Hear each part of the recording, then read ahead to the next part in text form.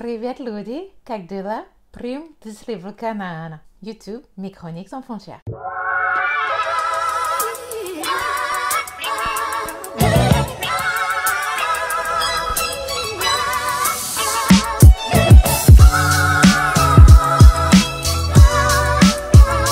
Question alimentation. La cuisine russe n'est pas beaucoup servie dans les restaurants. Donc, ils adorent la cuisine coréenne.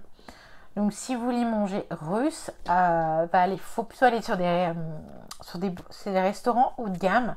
Parce que les Russes, ils ont plutôt l'habitude de faire leurs plats, cuisiner leurs plats eux-mêmes, entre amis, en famille, etc. Ils n'ont pas la culture de manger russe dans un restaurant. Ce que vous pouvez trouver, et ce que j'ai beaucoup fait, qui se rapproche un peu de la culture russe, c'est les plats géorgiens. Et là, vous trouvez pas mal de restaurants géorgiens. Donc, je me suis beaucoup fait plaisir à ce niveau-là. Et vous pouvez discuter ces plats. Donc, il y a des plats qui se mangent uniquement avec les mains. Il y a des techniques à apprendre. Je mettrai également une vidéo sur la gastronomie et sur les plats. Et vous me verrez manger certains plats géorgiens. Ensuite, ce que j'ai remarqué, c'est que c'est pas très compliqué de manger en Russie à faible coût. Donc, vous pouvez manger un plat correct pour 3-4 euros relativement facilement. Les hôtels en Russie, par contre, ils sont abordables. Vous pouvez séjourner pas très loin d'une station de métro, pas trop loin du centre-ville à prix abordable. Il suffit de faire des bonnes recherches, avoir des bonnes adresses et de chercher quelques bons plans. Donc vous trouvez des hôtels pas très chers à bon prix. C'est ce que moi j'ai fait. J'ai pas aimé mon premier hôtel, donc j'ai changé. Donc je trouvais un meilleur hôtel moins cher. Proche du métro aussi, et j'allais assez rapidement dans le centre-ville, donc j'en étais ravie. Ensuite, question maquillage. Alors, pour vous les filles, sachez que j'ai trouvé un Sephora à Arbat, mais que je suis allée dans un des plus grands centres commerciaux. Il n'y avait pas un Sephora, mais il y avait l'équivalent avec les produits qu'on retrouve en Europe, Dior, Clinique, Chanel, etc. Donc j'ai pu acheter 2-3 produits puisque je les avais oubliés à l'hôtel. Il existe des boutiques telles que Lush, par exemple, que vous pouvez acheter si vous avez conscience éthique pour les animaux, qui sont à peu près le même prix qu'on trouve en Europe.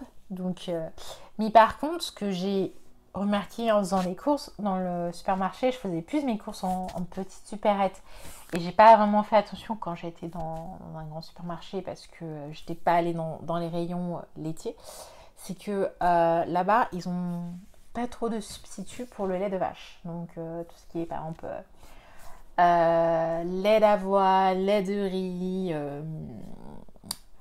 lait de coco que vous trouvez justement dans les petites supérettes à Paris, malheureusement j'en ai pas vu dans les supérettes où j'ai pu aller, donc c'est un petit peu dommage. Donc j'ai vu différentes catégories de lait, donc lait entier, demi-écrémé et lait écrémé.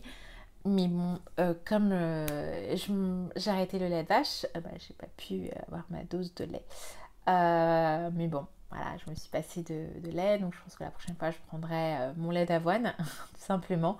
Et il n'y aura pas de souci. Ensuite, les magasins, lorsque vous faites vos courses au supermarché, les paquets de cigarettes sont au niveau des caisses. Et c'est réservé pour les caissières en fait. Elles ont un caisson qui sont juste au-dessus d'elles et elles servent directement les cigarettes et elles contrôlent. L'alcool en Russie, les Russes boivent tout le temps. Tada! Mais en fait, non, pas tant que ça. En fait, à partir de 23h, vous ne pouvez plus acheter de l'alcool. Donc entre 23h et 8h du matin, la vente d'alcool est interdite. C'est-à-dire que si vous souhaitez consommer de l'alcool, vous êtes obligé d'aller dans un bar qui vous sert un verre mais vous ne pouvez pas acheter de bouteilles, que ce soit du vin ou du champagne ou de la vodka, il n'y a rien qui passe. Donc ça c'est quelque chose qui est mis en place depuis apparemment pas mal de temps et qui est une norme classique. Donc tous les soirs, les commerçants qui sont des super, donc qui sont ouverts 24h/24, ils mettent un écriteau en disant attention, on ne vend pas l'alcool de 23h à 8h du matin. Donc je pense qu'il y a un contrôle sur l'accès à l'alcool qui est assez strict, certes, mais voilà, il suffit que les gens s'organisent, achètent un petit peu avant 23h et il n'y a pas de souci. Autre chose, j'ai également posté une vidéo à ce sujet, c'est qu'il y a beaucoup d'artistes de rue et ça j'adore. Donc vous trouvez des violonistes, de la batterie, des accordéonistes, des chanteurs, des personnes qui vont faire des caricatures, de la peinture en spray. Vous trouvez même des personnes qui vont vous lire les lignes de la main, des danseurs. Enfin, vous trouvez vraiment de tout. Et ça, vous le trouvez principalement dans le quartier d'Arbat, qui est vraiment un quartier touristique. C'est un quartier que vous avez des souvenirs à acheter à la dernière minute. Un peu comme moi, parce que j'avais pas trop eu le temps. En fait, vous pouvez acheter des souvenirs à 10h30 le soir quand vous avez votre vol pour le lendemain pour apporter à vos amis. Et les restaurants, il y en a plein qui ferment tôt ou qui ferment à 22h, 11h, mais il y a plein de restaurants, vous pouvez même réserver à 22h. Il y en a qui ouvrent assez tard, c'est principalement, c'est vrai que Arbat s'adapte à la vie, donc vous pouvez consommer des plats, les cuisines restent ouvertes assez tard, donc ça c'est hyper pratique. Après, ce que j'ai pu remarquer, c'est se déplacer dans la rue. C'est-à-dire que plein de fois, vous n'avez pas trouvé de passage piéton. Tout simplement parce que c'est des souterrains. Vous avez des passerelles souterraines en continu, donc ça permet d'avoir un trafic beaucoup plus fluide et ainsi assurer une meilleure sécurité. Donc vous avez carrément un mini parcours souterrain, alors pour aller telle rue, tel endroit, avec 4-5 sorties, juste parce que il y a juste parce qu'il y a des voies qui font 4, 5, 6 voies et que c'est pas possible de les traverser. Il faut que le trafic soit fluide en continu. Donc ça, j'avais pas mal remarqué. Autre chose, certains préjugés sur les Russes, comme quoi, apparemment, il y a des voleurs, etc., c'est que les vélobikes, ils ont pas du tout d'antivol. Et les gens, ils laissent leur vélobike, ils font leur truc, ils reviennent. Alors moi, j'avais mon vélobike et j'étais un peu en panique. Je suis pas très à l'aise, donc je préférais le poser bien en face de la boutique parce que je n'étais pas rassurée. J'ai dit si je sors, j'ai plus mon vélobike, aïe aïe aïe, comment je vais m'en sortir? Non, j'ai pas eu du tout de soucis. Alors question relation homme-femme. Vous remarquez que les Russes ont un truc avec les fleurs. Ça, vous pouvez pas du tout échapper. Donc j'ai vu des bouquets mais énormes comme ça, à des petits bouquets avec des roses. Il y a un truc avec les fleurs, les roses, je ne sais pas. C'est très russe, donc il faudrait que je fasse des recherches là-bas. Donc je trouve ça plutôt mignon en fait. Donc les Russes aiment bien faire plaisir, offrir des roses. Peut-être que ça va aussi dans le sens que ce soit femme ou homme. Je trouve ça plutôt mignon, petit côté romantique. Mais j'aime beaucoup. Voilà, j'aime beaucoup voir ces petits couples trop mignons dans les transports avec la demoiselle qui tient son petit bouquet. Alors, autre chose, sur les femmes russes, elles sont toutes mignonnes, toujours bien habillées, etc. La légende dit que oui. Donc après, je dis pas que c'est toutes les femmes, mais énormément de femmes russes que j'ai croisées qui sortaient, elles étaient extrêmement bien maquillées, coiffées, elles étaient vraiment sur leur 31 à marcher avec des talons comme ça sur les pavés de la place rouge.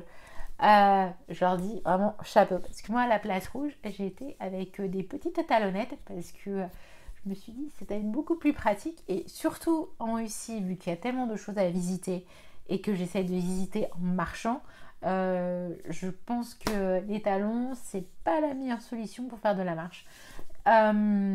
J'ai rencontré des Français.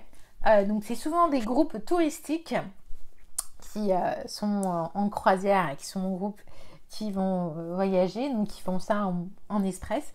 Donc les Français que j'ai rencontrés ne sont pas des Français qui habitent en Russie.